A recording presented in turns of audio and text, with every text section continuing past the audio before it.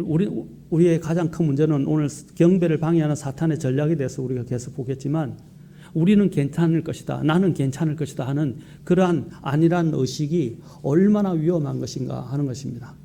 여러분, 하나님께서 누가복음을 통해서 13장을 통해서 말씀하실 때 예루살렘에서 갈릴리 사람들이 죽임을 당해서 헤롯이 그 사람들의 피를 섞어서 제단에 바친 일이라든지 그 다음에 예루살렘의 망대가 무너져서 수십 명이 죽게 되었을 때 예수님께서 그것을 보고 뭐라고 말씀하셨습니까? 너희도 회개하지 아니하면 이와 같이 망할 것이다, 멸망할 것이다 라고 말씀하셨어요.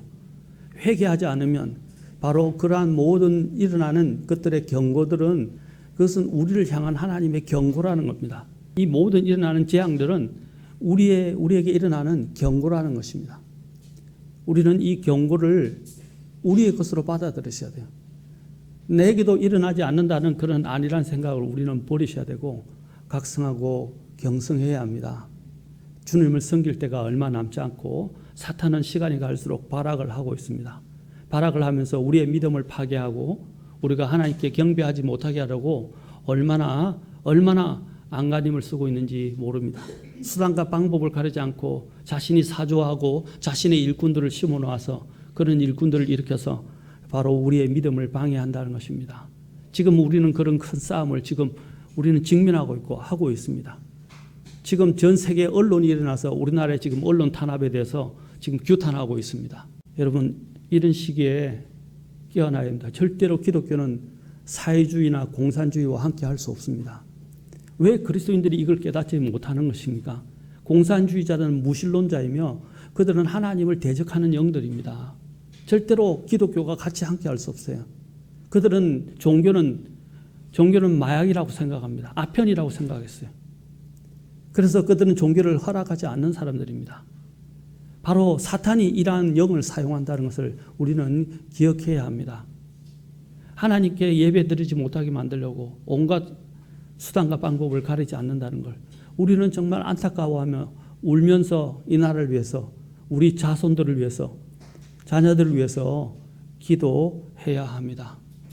자, 오늘 우리가 같이 오늘 보시는 말씀을 통해서 우리가 배우게 되는 것은 바로 사탄은 처음에 가장 먼저 우리에게 하나님을 경배하지 못하게 하려고 절망을 사용한다라고 했습니다. 그 다음에 의심, 그 다음에 산만함, 그 다음에 불신, 그 다음에 두 마음을 품는 것, 그 다음에 부정직한 것, 그 다음에 두려움을 우리에게 주는 것, 육신적인 생각을 우리에게 주는 것, 그 다음에 세상과 세속주의를 또 통해서 우리의 믿음을 방해하고 무너뜨리고 결국에는 하나님께 나아와 경배하지 못하게 만든다는 것입니다. 또 지난 시간에 우리가 봤죠. 또 사탄은 우리의 이 화합, 하나됨을 방해한다 그랬습니다. 그리고 우리의 자아 방식이나 우리의 방식, 우리의 생각을 고집하게 해서 바로 하나님을 경배하지 못하게 만들고 화합되지 거짓 증거로 화합되지 못하게 만들어서 불화를 일으키고 분쟁을 일으켜 교회가 하나가 되어서 하나님께 나아가지 못하고 하나님 사역을 하지 못하게 만들고 결국에는 그렇게 되면 하나님께 경배도 드릴 수 없게 되는 것입니다. 우리는 그리스도인들은 특히 말을 조심해야 합니다. 저도 가장 이 앞에 선자들의 가장 큰 경고의 말씀 중에 하나가 야고보서 3장에 있는데 너희는 많이 선생이 되지 말지니 많이 선생이 되면 어떻게 된다고 그랬어요? 말을 많이 해야 됩니다. 말을 많이 하게 되면 그것에서 어떻게 됩니까? 실수가 있게 됩니다.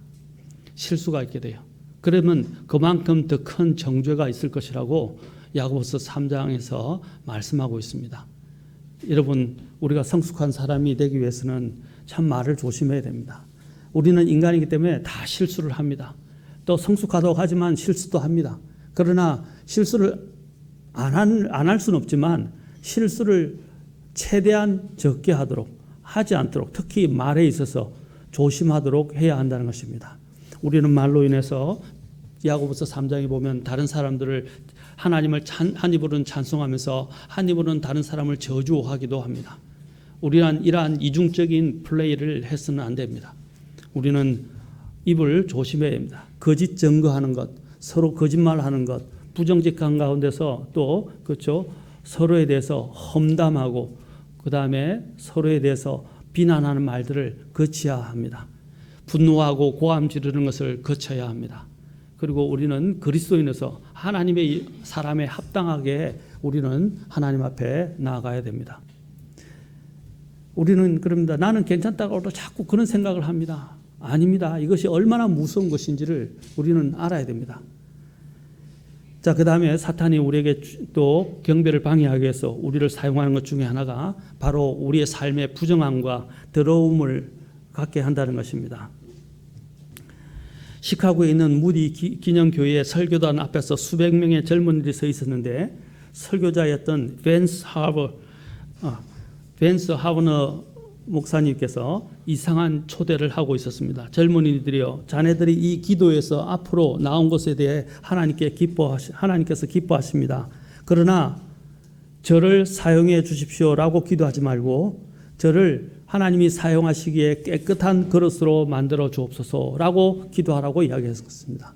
우리는 그럽니다. 하나님 나를 사용해 주십시오. 하나님 내가 그렇게 하기를 원합니다. 라고 말하지만 하나님이 사용하시는 그릇은 바로 깨끗한 그릇이라는 것입니다. 디모데후서 2장 19절부터 2장 22절에 보시면 이런 말씀을 하고 있습니다. 그럼에도 불구하고 디모데후서 2장 19절부터입니다. 그럼에도 불구하고 하나님의 기초는 확고히 서 있고 거기에는 주께서 자신의 백성인 자들을 아시느니라 하며 또 그리스도의 이름을 부르는 자는 불법에서 떠날지어다 하는 글이 담긴 이 봉인이 있느니라. 그러나 큰 집에는 금그릇과 은그릇뿐만 아니라 나무 그릇과 질그릇도 있어 어떤 것들은 종기에 이르고 어떤 것들은 수치에 이르나니 그러므로 그러므로 사람이 이런 것들로부터 자기를 깨끗하게 하면 종기에 이르는 곧 거룩히 구별되어 주인이 쓰기에 합당하며 모든 선한 일에 예비된 그릇이 되리라. 그러면서 더러움에 대해서 특히 청년들에게 경고합니다. 또한 청년의 정욕을 피하고 오직 순수한 마음으로 주를 부르는 자들과 함께 의와 믿음과 사랑과 화평을 따르라 라고 말하고 있습니다. 우리는 우리의 정욕을 피하기 위해서 가장 중요한 게 뭐냐면 바로 하나님의 거룩한 사람들과 함께 모여야 합니다. 그러기 위해서 교회가 만들어진 거예요. 교회는 바로 이렇게 주님의 이름을 부르는 순수한 사람들이 모여져야 합니다. 그래야 교회가 하나님이 기뻐하시는 교회가 됩니다. 여러분 어중이 떠중이 또 제가 이야기하지만 소나 말이나 돼지가 모여있는 그런 동물원과 같은 교회가 아니라 순수한 하나님의 보혈로 씻김을 받고 하나님의 말씀으로 거룩해져 가는 그런 양들이 모여진 곳이, 구원받은 양들이 모여진 것이 바로 교회입니다. 그 안에는 때로는 실수도 하게 하지만 하나님 앞에 거룩히 구별되어진 양들이 모이는 것이 교회라는 거예요. 모든 이런 부정하고 구별되지 못한 짐승들이 다 모여 있는 것이 교회가 아닙니다. 누구든지 올 수는 있어요. 그러나 하나님의 교회의 몸을 이루는 존재들은 바로 하나님에 의해서 거룩히 구별되어진 사람들이다라는 것을 우리는 기억해야 할 것입니다. 하나님께서는 금그릇이나 은그릇을 원하시는 것이 아니라 깨끗한 그릇을 원하십니다. 이 세상의 일들로 오염이 된 그릇은 그가 아무리 교육을 많이 받고 아무리 높은 지위에 있고 아무리 많은 능력이 있으며 아무리 많은 재능이 있고 아무리 많은 재물이 있다 할지라도 또 경험이 많다 할지라도 하나님께서는 그를 받지 아니하십니다. 그것이 바로 가인의 허물과 같은 거예요. 하나님께서 원하시는 사람은 어떤 사람입니까? 바로 깨끗한 사람입니다. 순수한 사람입니다. 그것은 우리의 행동에서뿐 아니라 우리의 입에서부터도 마찬가지입니다. 입에서부터도. 그래서 시편 24편에서는 이렇게 말씀하십니다. 24편 3절과 4절에서 말씀하십니다. 누가 주의 산에 오르리요. 주의 산이 어떤 곳입니까? 이 산은 어떤 곳이에요? 하나님이 계신 곳이지만 하나님께 경배하는 곳이에요. 하나님께 경배하는 곳이라고요. 누가 주의 산에 오르리요. 누가 그분의 뭐라고 그랬어요? 거룩한 곳에 서리오라고 그랬어요. 거룩한 곳이라고. 시편 24편 4절에서는 이렇게 말합니다. 자, 어떤 사람이 설 것인가? 깨끗한 손과 순수한 마음을 가진 자, 곧 헛된 것을 향해 자기 혼을 들지 아니하고 속임수로 맹세하지 아니한 자로다라고 말하고 있습니다. 깨끗한 손과 순수한 마음. 순수한 마음은 뭡니까? 두 가지를 이야기하죠. 더럽히지 않았다. 악이 틈타지 않았다. 그렇죠. 라는 걸 말하지만 또 이 순수하다는 것은 한 가지만 추구한다는 것을 말하는 것입니다. 한 가지만 추구한다. 깨끗한 손과 순수한 마음을, 아까도 디모데후서 2장에서 우리가 봤죠? 뭐라고 했어요? 순수하게 주의 이름을 부르는 자들과 함께. 그렇죠. 순수하게 주의 이름을 부르는 자들과 함께 라고 말했습니다. 주를 부른 자들과 함께 의와 믿음과 사랑과 화평을 따르라 라고 디모데후서 2장 22절에서 우리가 아까 읽었습니다. 여러분, 하나님이 사용하시는 사람, 하나님이 받으시는 사람은 바로 이런 사람들입니다. 여러분, 예를 들어서 극단적인 예를 들어서 한번 보겠습니다. 내가 불법으로 인해서 더 극단적으로 이야기했습니다. 도박을 통해서 마약을 팔아서 아니면 심지어는 도둑질해서 돈을 벌었어요. 그래서 그것을 가지고 나와서 하나님 앞에 헌물이라고 드린다면 하나님이 받으시겠냐는 거죠. 하나님이 안 받으신다는 겁니다. 그런 돈은 하나님이 안 받으세요. 왜냐하면 그것은 불법이고 더러운 돈이기 때문입니다. 왜냐하면 그가 하나님께 드리려면 그러한 가운데서 버는 돈이 아니라 정당하고 바르게 벌어서 하나님 앞에 드려야 된다는 것이죠. 그런데 우리는 하나님께 드리는 것에만 초점을 맞추고 있다는 것입니다. 하나님은 없어서 받으시는 분이 아니에요. 하나님이 원하시는 것은, 가장 먼저 원하시는 것은 우리의 마음입니다. 그 중에서도 우리의 깨끗한 마음, 순수한 동기에서, 순수한 사랑에서 나와서 하나님께 드리는 것을 하나님은 받기를 원하신다는 것입니다. 그래서 여기서도 마찬가지로 하나님 앞에서 받으시는 것이 무엇인지에 대해서 말합니다. 또 야고보서 1장 27절에서도 하나님 곧 아버지 앞에서 순수하고 더럽지 않은 신앙 행위는 이것이니, 즉 고난 중에 있는 아버지 없는 자들과 가부들을 돌아보고 세상으로부터 자기를 지켜 더럽혀지지 아니하는 것이라 라고 했습니다. 뭐라고 그랬습니까? 세상으로부터 순수한 신앙심은 뭐라고 그랬어요? 세상으로부터 자기를 지켜 더럽혀지지 아니하는 것이다 라고 했습니다. 우리는 고의로 자꾸 우리 자신들을 이 세상에 방치시켜서 또 세상과 동화되고 타협해서 우리가 더러운 모습으로 주님 앞에 나오도록 허락해서는 안 됩니다. 고린도전서 3장 6절과 17절에서도 말씀하십니다. 너희가 하나님의 성전인 것과 하나님의 영께서 너희 안에 거하시는 것을 너희가 알지 못하느냐. 우리를 뭐라고 말씀하고 계세요? 하나님의 성전이라고 됐어요. 성전. 이 성전을 우리가 이야기하면 홀리 템플이라고 이야기하죠. 홀리라는 말이죠. 성전 할 때 성자가 거룩하다라는 뜻이죠. 이 하나님의 성전일 때 하나님의 영께서 우리 안에 거하실 때 이 성전을 더럽히지 말라는 거죠. 이 성전을 더럽히면 하나님께서 그를 뭐라고 그랬습니까? 멸하실 것이다 라고 그랬어요. 이 멸한다는 말이 당장 하늘에서 불이 내려와서 멸한다는 뜻이 아닙니다. 서서히 죽어갈 수도 있어요. 하나님 없이 살아갈 수도 있어요.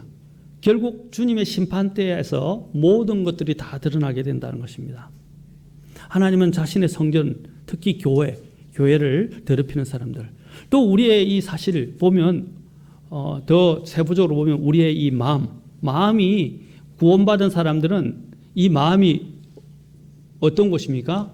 하나님의 영께서, 주님께서 거하시는 곳입니다. 그 거하시는 곳이 더러움으로 가득 차 있다면, 하나님이 기뻐하지 않는 것들로 가득 차 있다면 하나님께서 거기서 나오는 경배를 받으시겠습니까? 교회 안에서도 마찬가지입니다. 교회 안에 하나님이 없고 자기들로만 가득 차 있는, 자기들의 이익심으로 가득 차 있는 사람들만 모여 있는 곳에서 드려지는 그 경배를 하나님은 받지 아니하십니다. 그러한 가장 대표적인 모습이 우리는 잘 알고 있듯이 마지막 계시록 3장에 나오는 마지막 7번째 교회 라오디게아 교회에서 우리는 그것을 볼 수 있습니다. 라오디게아 교회는 자기들을 앞세웠어요. 그리고 그들은 자신들이 드리는 경배가 하나님이 받으신다고 생각했지만 하나님은 그 가운데 계시지 않으셨어요. 하나님 그 교회 문 밖에 계셨어요. 그래서 요한계시록 3장 20절에서 내가 이제 문 앞에 서서 문을 두드리노니 누구든지 내 음성을 듣고 문을 열면이라고 말했어요. 왜 주님이 그 교회 밖에 밖에서 개인의 마음의 문을 두드리고 있는 것입니까? 교회가 주님을 내쫓았기 때문입니다. 교회가 주님께서 그 교회의 중심이 되도록 허락하지 않았기 때문입니다. 그러자 주님께서는 이제 교회를 상대하지 않고 거기에 있는 개개인을 지금 상대하시면서 누구든지라고 말씀하시면서 그 사람의 마음의 문을 두드리고 계신다는 것입니다. 사랑하는 성도 여러분, 우리는 지금 어려운 시대에 살고 있습니다. 예, 여러분 참 많이 영적인 싸움이 크고 세상에서도 지금 엄청난 치열한 경쟁 가운데서 싸우고 있는 것을 저도 잘 압니다. 여러분들에게도 많은 격려와 위로가 필요합니다. 그러나 격려와 위로를 하나님 것으로 받기 위해서는 우리가 하나님 앞에 어떤 마음의 자세로 하나님 앞에 나아가야 하는가, 우리 자신을 먼저 돌아보는 것이 필요해요. 그래야 하나님의 기쁨, 하나님의 또한 평안, 하나님이 주신 하늘로부터 오는 순수한 이런 좋은 것들을 우리는 선물로 받을 수 있기 때문입니다. 왜냐하면 우리 자신이 하나님 앞에서 받기에 합당하지 않은 모습으로 서 있는데 어떻게 하나님이 주실 수 있겠습니까? 마찬가지로 제가 늘 이야기하죠. 자녀가 불순종하고 말을 안 듣는데 자녀에게 좋은 것을 어떻게 주려고 하겠습니까? 주기 위해서 모든 것이 준비되어 있지만 자녀가 잘할 때 더 많은 것을 주고자 하는 것입니다. 마찬가지입니다. 하나님께서 우리가 하나님 앞에서 올바른 자녀의 모습을 갖고 그것을 받기에 합당할 때 하나님은 더 많은 것들로 채워 주시는 분이십니다. 우리는 우리의 마음을 한번 들여다봅시다. 오늘 이 세상에서 우리의 마음은 무엇들로 가득 차 있습니까? 또 하나님께 경배를 방해하는 것들이 바로 불순종입니다. 우리는 이 불순종이 우리의 삶의 습관이 되도록 해서는 안 됩니다. 이 삶으로의 습관이 되게 되면 이것은 굉장히 심각한 문제를 일으킵니다. 특히 주님께서 잠언에서 뭐라고 하셨습니까? 어릴 때부터 불순종하는 자들에 대해서 말씀하셨어요. 특히 구약에 보면 어릴 때부터 불순종하는 습관을 가진 사람들은 조기에 차단해야 했습니다. 그것은 못된 버릇이기 때문입니다. 하나님은 그것을 기뻐하지 않습니다. 그래서 아이가 어릴 적부터 아이를 징계하라고 말씀하신 거예요. 징계하다는 것은 무조건 매를 때린다는 것이 아니라 적절하게 아이가 가야 할 곳으로 가르쳐야 한다는 것입니다. 잠언 22장 6절에서도 마땅히 아이가 가야 할 그 길로 아이를 훈련시키라라고 그랬어요. 그래야 그가 나이가 들었어도 늙었어도 그 길을 떠나지 아니하리라라고 말씀하셨어요. 그 길이라고 했어요. The way, train up. 훈련시키라 하면 군사훈련과 같은 거예요. 그 길로 아이가 he should go. 그가 마땅히 가야 할 그 길로 아이를 훈련시키라 그러셨어요. 왜냐하면 불순종이 한번 들어와서 몸에 자리 잡기 시작하면 그 불순종의 그 습관을 내쫓기가 쉽지가 않아요. 여러분 습관에 대해서 많이 이야기하잖아요. 습관이 어떤 것입니까? 어릴 적 습관은 우리는 3살 버릇이 8까지 간다라고 이야기했죠. 그런데 이제 영어 속담에서는 요람에서 무덤까지라고 되어 있어요. 자, 요람에서 무덤까지라고 되어 있는데 이 요람, 크레들이라고 하는데 요람에서 무덤까지, 요람은 뭡니까? 아이가 어릴 때 태어날 때부터 있게 되는 바로 그것이 요람입니다. 그 요람에서 어디까지 간다고요? 무덤까지 가는 게 습관이다라는 것입니다. 그래서 좋은 습관을 형성시키는 것이 아주 중요합니다. 이것은 아이들을 훈련시키는 데만 적용되는 것이 아니라 우리가 그리스도인이 되어서부터 배워야 될 것들을 말합니다. 여러분 그리스도인이 되고 난 다음에 가장 먼저 해야 할 것이 뭐냐면 주변 정리를 하고 올바른 습관을 형성하는 거예요. 경건한 습관을 형성하는 것입니다. 이것은 아주 중요합니다. 경건한 습관. 그리스도인이 되고 나서도 이러한 거룩한 습관들을 형성하지 못하게 되고 경건한 습관들을 형성하지 못하게 되면 그리스도인의 삶이 계속 요동치게 됩니다. 업앤다운이 심하게 되는 거예요. 그래서 가장 먼저 내 자신의 이런 마음을 흐트리고 내 자신의 신앙생활을 자꾸 이렇게 부정하게 만들거나 더럽히거나 흔들리게 만드는 그런 요소들과 친구들을 정리해야 돼요. 정리해야 됩니다. 관계를 끊을 거는 끊어야 됩니다. 여러분 공부할 때 요즘 아이들은 조금 다른 것 같아요. 너무 스트레스가 아이들이 많아서 그런가 몰라도 책상이든 방이든 온 통이 그냥 전부 이렇게 뭐랄까 너무 어지러워져서 그 틈새에서 어떻게 공부를 할 수 있을까?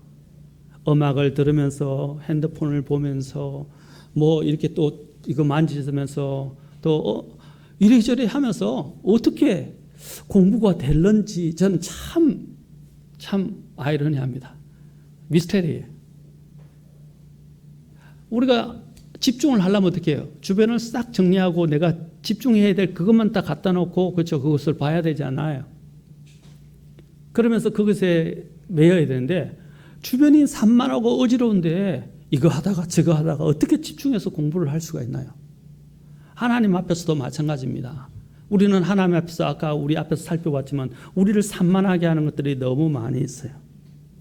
그러면 우리는 하나님 앞에 집중하지 못해요. 그런 것들의 습관이 길들여지면 어떻게 돼요? 습관화되면 이제는 무방비하게 되고 아무런 감각도 없어지게 돼요. 거기에 대한 의식이 없으니까 그냥 그런 채로 살아가는 거예요. 쓰레기더미에서 늘 살던 사람은 쓰레기더미가 편한 거예요. 그러나 그것은 위생적이지 않고 그것은 더럽고 그 사람에게 치명적일 수 있다는 거죠. 마찬가지입니다. 우리가 그리스도인이 되고 난 다음부터 이전에는 세상의 정욕들로 더럽혀진 그리고 세상에 오염된 것들로 우리는 가득한 곳에서 살았지만 이제는 우리가 그리스도인이 되고 난 뒤부터는 세상에 오염된 것들과 그 더럽히던 것들을 다 우리는 정리해야 됩니다. 이제는 거기서 분리되어 나와야 돼요. 분리되어져야 합니다.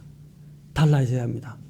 주변에 있는 하나님이 기뻐하지 않는 것들을 우리를 더럽게 할 수 있는 것들을 다 정리해야 돼요.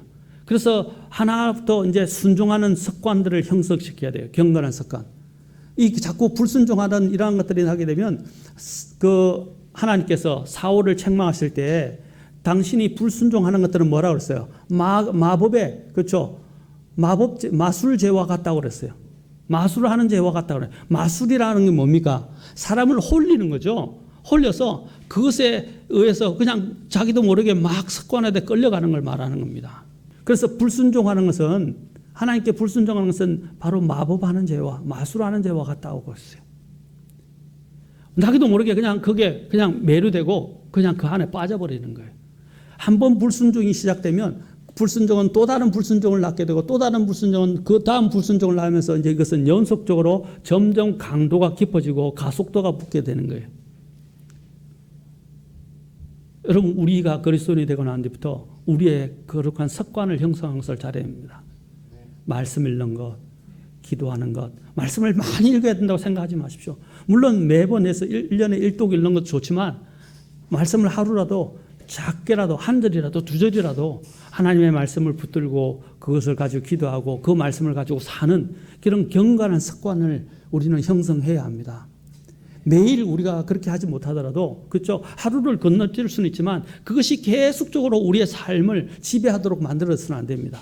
이틀, 3일, 4일, 5일, 6일, 7일 가도 아무렇지 않게 하나님이 없어도 살아갈 수 있는 사람처럼 살아가서는 안 돼요. 우리는 하나님 없이는 살 수 없는 사람들입니다. 우리는 매일매일 주님과 동행해야 주님이 주시는 생명을 먹어야 사는 사람들이에요.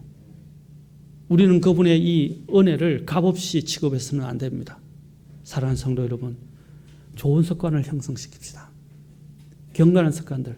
그리고 또 예배할 때도 마찬가지입니다. 아까 예배할 때 개인적으로 주님과 만나거나 공부할 때도 주변을 정리하듯이 주님 앞에 나올 때도 우리는 주변에 있는 것들을 정리하고 하나님의 말씀만 딱 가지고 있어야 돼요. 핸드폰 있고 뭐 있고 음악 틀어놓고 이렇게 해가지고는 말씀에 집중할 수가 없어요. 마찬가지입니다. 교회 예배 올 때도 우리는 교회에 와서 하나님께 경배하는 것들에 대한 태도부터 고쳐야 됩니다. 태도부터 하나님을 정말 경배하고 하나님을 기쁘시게 하고 하나님을 만나기 위해서 오는 것입니까? 아니면 의무적으로 어쩔 수 없으니까 눈치 때문에 강요에 의해서 그냥 이렇게 해야 되니까 하고 오는 것입니까?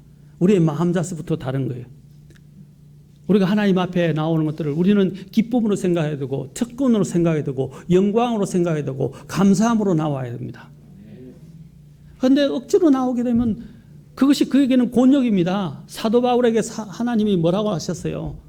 가시채를 걷어차는 것이 너에게 고생이다. 하나님 앞에 억지로 끌려 나와서 예배 드리는 거 이거 얼마나 큰 고생입니까? 그것은 마치 가시채를 걷어차는 것과 같은 것 같아요. 자기만을 아프게 하고 힘들게 하고 자기를 생고생시키는 거예요. 하나님 앞에 기쁨과 감사, 구원의 감격과 감사와 기쁨이 있는 사람들은 하나님 앞에 나오는 것이 좋아요. 그리고 어떤 상황이 여건들이 아무리 힘들고 어려워도 하나님 앞에 나오는 것들을 포기하지 않는다는 거예요. 왜? 그분을 만나야 내가 산다는 걸 알고 그분을 만날 때만이 내가 정말 진정한 기쁨과 하나님이 주는 능력을 얻을 수 있다는 걸 알기 때문에 하나님 앞에 나올 수 있는 것입니다. 그리고 또 하나님 앞에 나올 때 우리의 마음 자세뿐 아니라 우리의 온 매무시도 좀 우리는 단장을 할 필요가 있어요. 그렇잖아요. 제가 알고 있는 이제 손이 그 동서 형님이신데 이제 지금 재택근무를 주로 하고 있습니다. 재택근무를 하는데 은행 일을 보시는데 재택근무를 하셨는데 이 재택근무할 때 재택근무를 한다고 그냥 일어나가지고 세수도 안 하고 앉아서 그냥 일어나서 그냥 허겁지겁 일을 하다 보니까 일이 제대로 안 되는 거예요. 그래서 이거 재택근무하니까 자꾸 느슨해지게 되고 자꾸 일도 집중이 안 되고 자꾸 게을러지게 되고 이렇게 되니까 어떻게 하냐면 일어나자마자 세수하고 옷을 다 갈아입고 정장을 딱 입고 출근하는 것처럼 넥타이 메고 다 준비를 해가지고 딱 자기 자리에 앉아서 그 컴퓨터로 해야 되니까 컴퓨터로 일 처리해야 한다는 거예요. 왜? 재택근무로 업무를 계속 봐야 되니까. 그래서 그다음부터는 계속 옷을 아예 출근하는 것처럼 차려입고 한다는 거예요. 그러니까 정신이 바짝 들어서 한다는 거예요. 마찬가지입니다. 우리가 하나님 앞에 올 때도 마찬가지예요. 부시시한 상태로 옷도 갈아입지 않은 상태로 그냥 세수도 하지 않은 상태로 주님 앞에 나오는 것과 세수를 하고 깨끗하고 준비된 상태로 하나님 앞에 나온 것. 여러분 옷이 사람을 만든다고 하지 않습니까? 물론 마음이 가장 중요해요. 그러나 그 옷도 사람을 만든다고 했어요. 우리가 어떤 옷을 입느냐에 따라서 사람이 행동하는 것도 달라집니다. 일복을 입으면 일을 하는데 적합하게 됩니다. 정장을 입으면 어떻게 해요? 딱 격식을 차리는데 그죠? 합당합니다. 운동복을 입으면 운동하는데 합당합니다. 그 옷에 따라서 달라져요. 군복을 입으면 군인들에게도 합당한 거예요. 마찬가지로 우리가 어떻게 옷을 입느냐 하는 것도 중요합니다. 제가 지금 말씀드리고자 하는 것은 하나님 앞에 나왔을 때 우리가 어떻게 해야 되냐는 것입니다. 하나님 앞에 왔을 때 그냥 입던 옷, 그냥 씻지도 않은 옷, 그리고 입던 그 이상한 옷들을 그냥 그대로 입고 하나님 앞에 나오시겠습니까? 신발을 신을 때도 마찬가지입니다. 그냥 슬리퍼 끌고 주님 앞에 나와서 예배를 드리겠습니까? 신발을 구겨 신고 하나님 앞에 예배를 드리시겠습니까? 여러분 그건 아니라는 거죠. 이것은 무엇을 보여주냐면 우리의 하나님을 향한 마음 자세를 우리에게 보여주는 겁니다. 우리의 마음 자세가 반영되는 거예요. 하나님 앞에 나와서 경배드리는 것에 반영되는 것입니다. 하나님이 원하는 것은 어떤 우리가 뭘 하는 행위, 예배를 드리는 행위, 또 피아노를 치는 행위, 그 다음에 찬송을 인도하는 행위, 그 행위를 원하시는 게 아니라 그 마음 자세의 중심을 원하시는 거예요. 그 마음 자세가 올바르면 하나님 앞에서 우리의 행위도 올바르게 나오게 돼 있다는 거죠. 우리가 불순종하는 것도 바로 이와 같은 것입니다. 작은 것에서부터 하나님 앞에 나오는 걸 아무렇지 않게 생각하는 것들은 어떻게 해요? 결국 하나님 앞에 나와서 그런 모습으로 나오게 되는 거예요. 그러나 하나님 앞에 준비된 마음으로 하나하나 준비된 상태에서 나오게 되면 어떻게 됩니까? 하나님은 그것을 보시고 그 마음에 하나님이 준비된 대로 부어주시는 거예요. 하나님은 준비된 사람에게 하나님이 준비된 사람을 아까 사용하신다 그랬잖아요. 깨끗하게 준비된 사람을 사용하시는 것입니다. 우리 삶의 이러한 불순종들, 하나님 앞에 이런 어지럽혀져 있는 이런 것들을 정리정돈하십시오. 그리고 순종을 훈련시키십시오. 순종이 나의 삶의 생활화 되시도록 경건의 훈련을 하시기 바랍니다. 지금 보십시오. 사람들이 요즘은 운동 바람이 얼마나 부는지 봅니다. 여러분들이 이렇게 보면 찾아보면 인터넷이든 유튜브든 또 TV든 다 건강 바람이 불어있고 온통 운동을 이야기합니다. 운동도 얼마나 자세하게 상세하게 유튜브에서 소개하고 있는지 모릅니다. 그들의 유튜브 조회수가 엄청납니다. 사람들이 그렇게 운동에 건강에 관심이 많다는 거죠. 그래서 찾아서 심지어는 또 전기권을 끊어서 그렇죠. 또 비싸다고 생각되는 사람들은 주민센터나 이렇게 또 구청에서 하는 이런 센터에 가서 끊어가지고 전기권을 걸어서 거기서 수영도 하고 운동도 막 합니다. 그런데 우리 그리스도인들이 영적인 건강과 영적인 이런 패턴, 경건의 훈련을 갖는 데는 관심이 없다는 거죠. 영적인 건강도 굉장히 중요한 것입니다. 세상에 오염된 바이러스들이 얼마나 난무하고 있습니까? 그것부터 이겨낼 수 있는 면역력, 영적 면역력을 우리는 키워야 합니다. 그 영적 면역력을 키우기 위해서 우리가 해야 되는 건 뭡니까? 매일 일상 운동에서 가장 중요한 매일 정기적으로 꾸준히 하는 거잖아요. 매일 정기적으로 꾸준히 하나님 앞에서 우리는 하나님과 동행하고 하나님 앞에서 순종하는 훈련을 해야 합니다. 굉장히 힘든 거예요. 사랑하는 성도 여러분, 우리가 이 마지막 시대, 이 어려운 시대에서 유혹이 난무하고 또 세상에서 하나님을 대적하는 것들이 이렇게 강해지는 이러한 때에 우리가 영적으로 정말 생명을 유지하고 살아남기 위해서는 경건의 훈련을 거치면 안 됩니다. 순종을 우리의 삶에서 훈련해야 합니다. 불순종이 우리의 삶에 자리 잡도록 허락하지 마십시오. 또 그 중에 또 우리가 하나님의 경배를 방해하는 것 중에 하나가 무엇입니까? 게으름과 나태함입니다. 게으름과 나태함입니다. 예, 사람이 쉴 수도 있고요. 좀 때로는 가만히 편안히 앉아서 멍 때릴 때도 있습니다. 필요합니다. 또 어떤 때는 더 건전하게 활발하게 하기 위해서 취미 생활을 할 수도 있습니다. 그러나 그러한 것들이 너무 오버해서 너무 지나쳐서 하나님께 대한 경배를 방해하지 않도록 해야 합니다.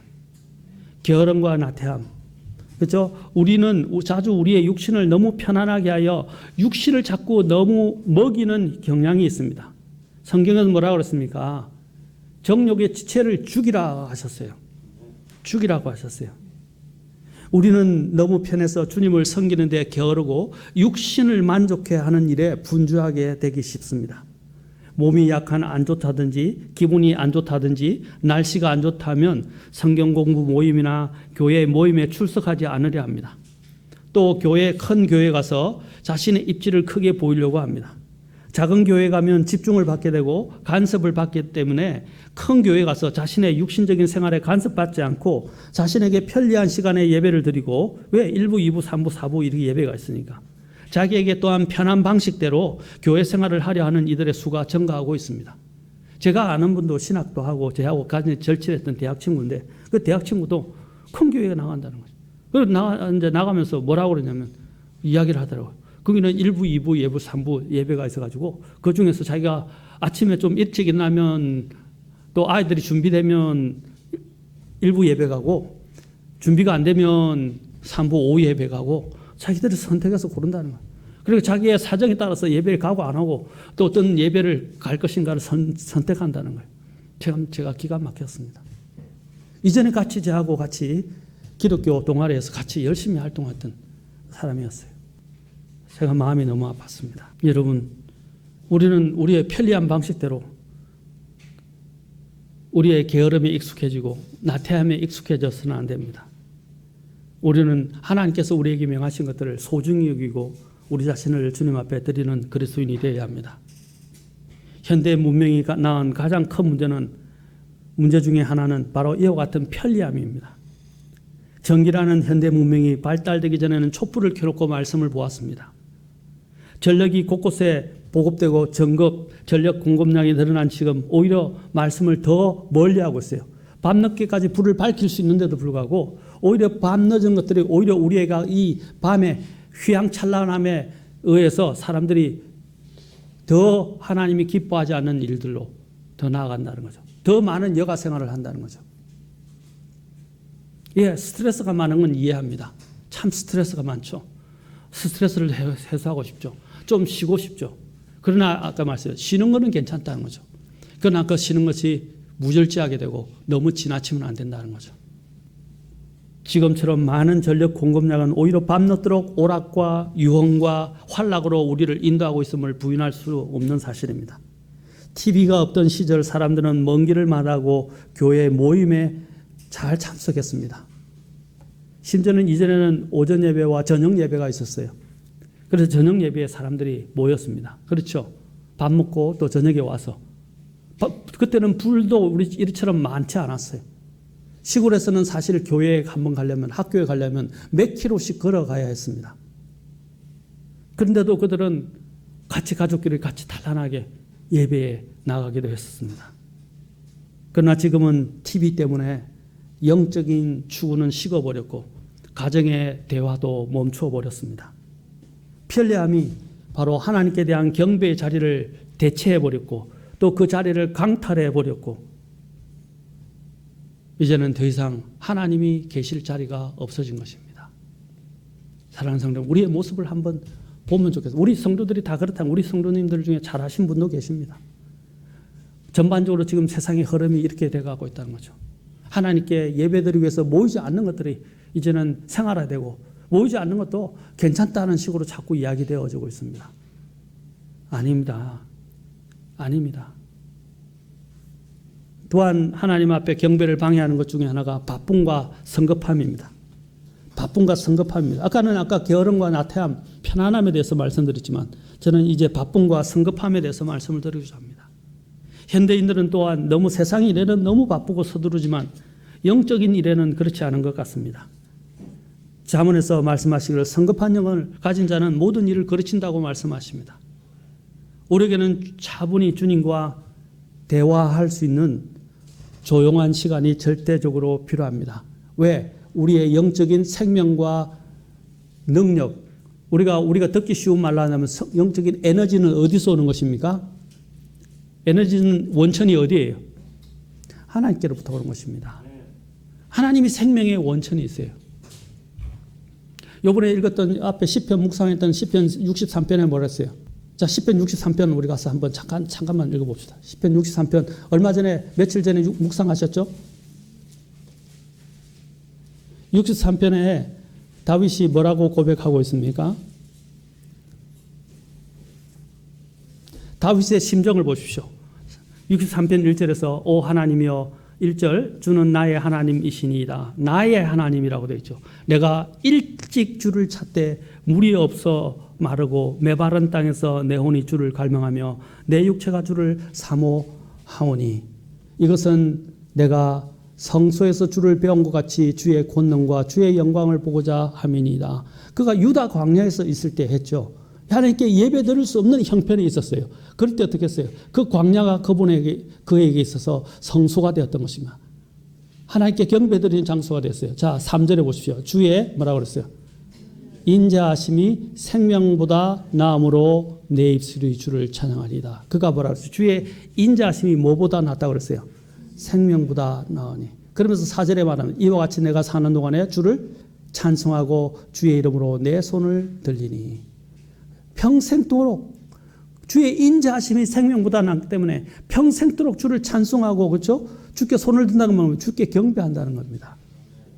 주께 경배한다는 거예요. 그러면 하나님께서 5절에서 뭐라 그랬어요? 5절에서 하나님께서 좋은 것들로 만족시켜 주실 것이라고 말씀하고 있습니다.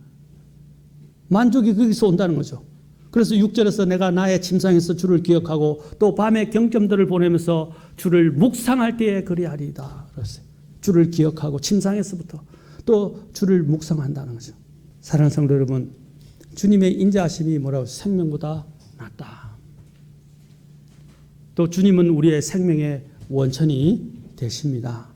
우리의 이 영적인 힘은 주님께로부터 옵니다.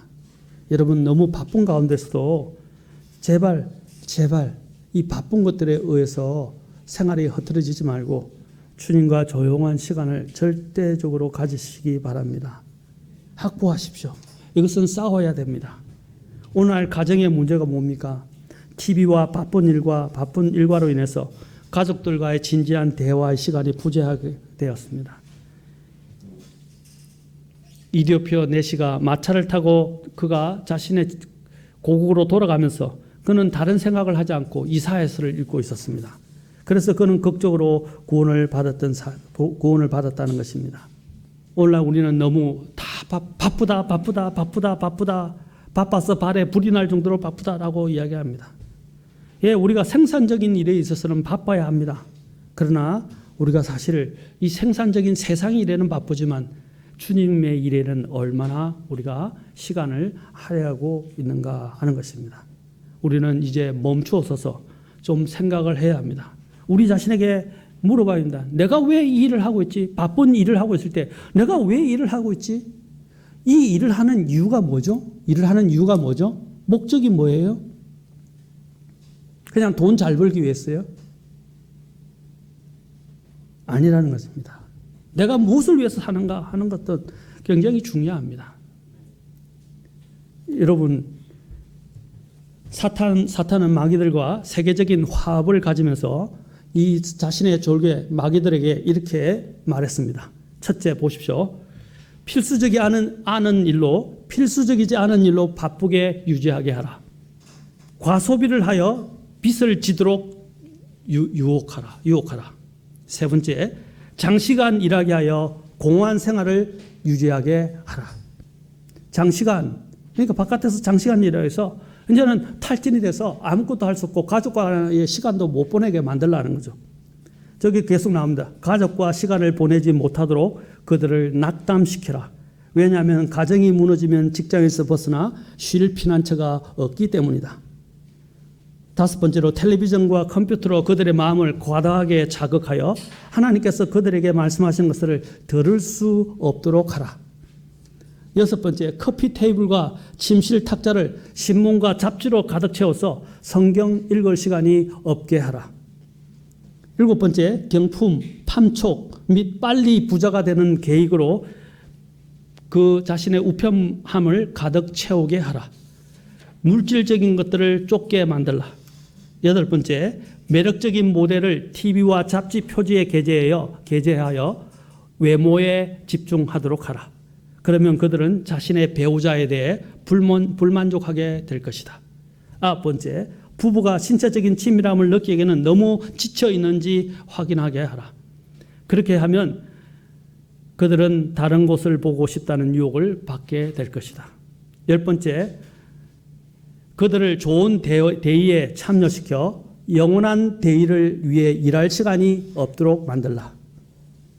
12번째, 11번째, 그들을 자급자족하게 만들라. 자기만족하게 만들라는 것입니다. 그리고 그들이 자기의 힘으로 계속 바쁘게 일하도록 만들라. 그리하면 그들은 자기들을 위해 역사하시는 하나님의 권능의 기쁨을 절대 알지 못할 것이다 라고 말했어요. 여기서 재밌는 제가 하나 단어들을 설명했습니다. 미국에서 비지라고 이야기할 때 이 비지를 한 설교가가 이렇게 이야기했습니다. 비지 할 때, 자, 비지가 뭐냐? BUSY라는 글자로 이루어져 있어요. 단어들로, 철자로. 자, BU 할 때 여기서 뭐라고 그러냐면 being, 그 다음에 under, BUS죠? 그 다음에 뭐라고 그랬어요? under Satan, 그 다음에 Y가 뭐냐면 yoke 이라고 되어 있어요. 그게 뭐냐면 비지라는 말은 사탄의 멍에 아래 있게 하는 것이라는 것입니다. 사탄이 사용한다는 거죠. 바쁘다 해서 하나님께 집중하지 못하도록 만드는 단어로서 비지를 사용한다는 것입니다. 아까도 우리가 읽었던 사탄이 하는 게 앞과 제일 마지막에 뭐가 나왔어요? 바쁘게 만들라는 거죠. 너무 세상의 일에 분주하게 만들어서 하나님께 집중하지 못하게 만들라는 것입니다. 그래서 그 비지가 뭐라고 해요? 사탄의 멍에 아래 놓이는 것이라고 말했습니다. 그래서 여러분 알지만 재밌는 사실 중에 하나가 비즈니스라는 말이 뭡니까? 우리가 사업이라고 얘기합니다. 일이라고 말합니다. 업무, 사업이라고 하는데 그 사업이라는 게 뭐예요? 비지라는 단어가 들어있다는 거예요. 비지네스예요. 일에 바쁘다는 거예요. 그러나 정작 하나님께는 바쁘지 않다는 것입니다. 바쁘게 사는 것과 하나님께서 저와 여러분을 부르신 일에서 성공하는 것은 차이가 있습니다. 바쁜 것이 하나님을 위한 것만은 아닙니다. 우리는 하나님 앞에서 성공적이고 승리하는 그리스도인의 삶을 살아야 할 것입니다.